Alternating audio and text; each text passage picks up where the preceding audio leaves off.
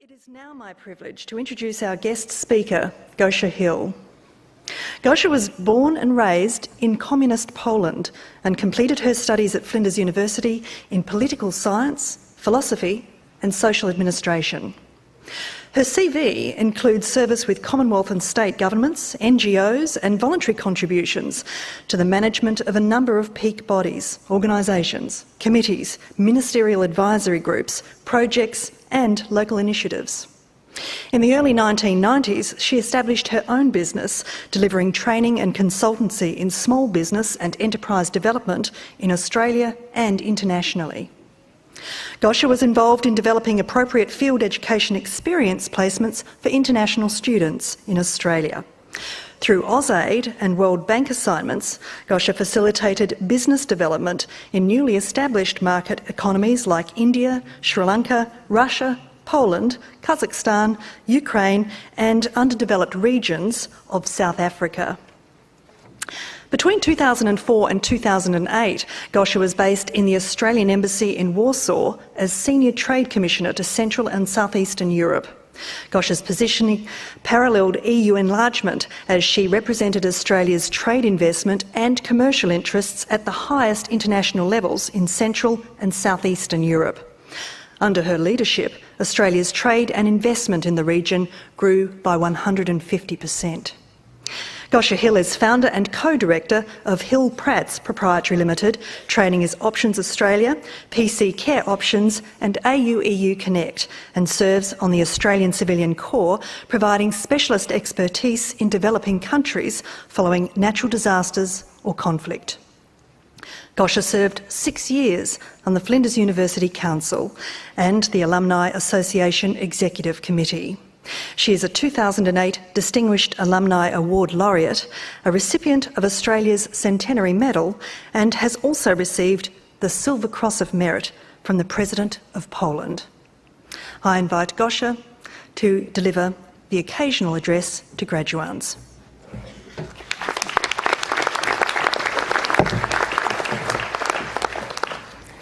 Chancellor, distinguished members of the academic procession, graduates, family and friends. My name is Gosia Hill, and on this special day, your graduation day, I want to share with you a brief personal story and some lessons I learned during the 4 decades long and winding road after graduating from Flinders in the same faculty as you, social and behavioural sciences. My story will probably resonate especially with international students, but all of us, without exception, do experience different challenges, crossroads and new beginnings. The point I want to make today is that university education not only gives us an intellectual experience, but also throughout our lives helps us join the dots of seemingly unrelated knowledge and facts. My academic journey started in Europe in the mid-70s at a 1,000-year-old university in Krakow, Poland, where I studied English, literature, linguistics and education. In 1981, newly arrived in Australia, newly married, and shortly after experiencing a traumatic knife-point assault working in a city shop, I was recovering in our St. Mary's home. One day, I decided to take a walk through the courtyards of Flinders University. Looking somewhat lost, I accidentally bumped into a man. He happened to be the registrar.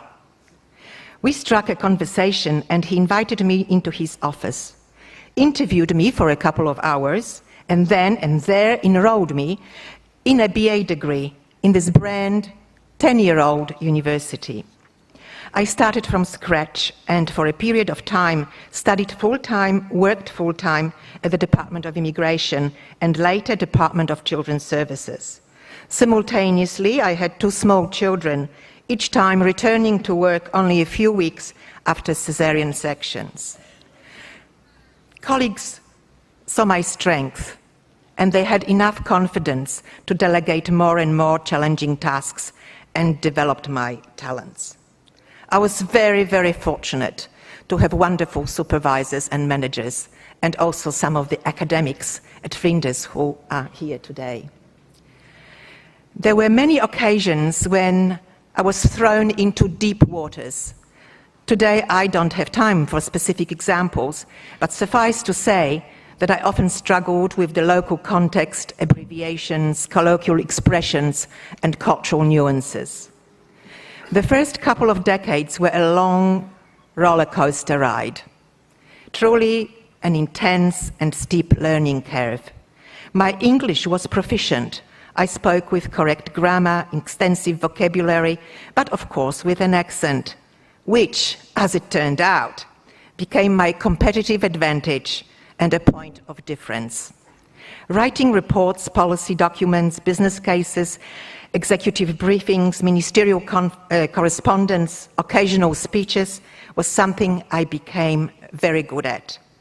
I was even known in the department as the resident wog, who had been the preferred writer for several departmental heads and even ministers. One night, about 5 years into my career, I experienced my first dream entirely in the English language. Even my non-English speaking mother spoke to me in English. Those of you who are multilingual would appreciate this very weird feeling. So here's my first tip. Identify your strengths, build on them. Never be afraid to ask questions. Put your hand up. Seek out your professional development opportunities. Throw your hat in the ring. Volunteer to champion projects. You may be surprised what doors or windows or even back doors may be unlocked. Don't be put off by being turned down. Try again later. Be determined. The timing may not be right now, or you may need to adjust your strategy, but build up your resilience and perseverance. Frustrations, disappointments, and adversities invariably made me open new doors, pushed me towards new opportunities, and indeed gave me a new start in life. Imagine if I hadn't taken that walk to Flinders in '81. People have asked me how a social administration degree, a social work degree, equipped me for a career in international business, exporting, importing, foreign investment attraction, new enterprise startups, economic development, overseas development assistance, and finally diplomatic service. I have always been interested in world affairs and international relations. I started learning foreign languages as a child: English, Russian, Latin, German. I loved to travel and make connections with people from all over the world. While for some, communicating in multilingual settings, negotiating across cultures, and navigating in a new complex environment can be stressful and challenging, I made myself available for multicultural assignments and offshore projects. Let me give you an example when knowing another language came in very handy. On an AusAid assignment in Africa, I tried to negotiate funding for sewing machines for Zulu women with little progress until we established that the ANC official, director of provincial government, happened to study in Moscow. When we switched to Russian, he asked his tea lady to bring in cakes and coffee, and the tone of the meeting suddenly changed, leading to a successful outcome. My final tip is, act on your instincts. Be aware, observe, analyze, strategize, and connect the dots. Our knowledge and experiences from all over the place form a tapestry of capabilities, as I found in 2004. Just after returning from the AusAid-funded assignment in Africa, one day I casually opened the recruitment site of the Department of Foreign Affairs and Trade. I don't know what possessed me, but I clicked on vacancies in Europe, and a senior trade commissioner posting in Poland came up. Not only was it a very senior role that normally I would have instantly ignored, but also the applications were closing within 3 hours. I picked up the phone to Canberra and asked for and received an extension. But And after a long and drilling 3-tier selection process, many trips to Canberra, Melbourne, Sydney, tests and interviews, security checks, 6 months later, I was deployed as an Australian high-level diplomat, Minister Councillor Commercial, responsible for 17 countries and 7 posts.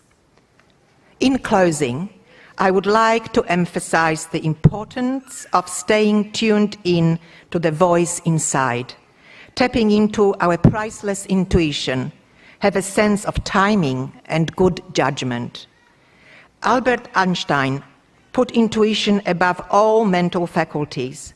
He said that intuition is nothing but the outcome of an earlier intellectual experience. The peculiar nature of Einstein's genius, his ability to look at what we call unrelated facts and to wonder how they could be shown to be related. He believed logic alone could never find answers. It is intuition that improves the world, not just a trodden path of thought. I wish you all the very best in all your endeavors, and I hope you become great professionals, but first of all, remain good human beings. Thank you.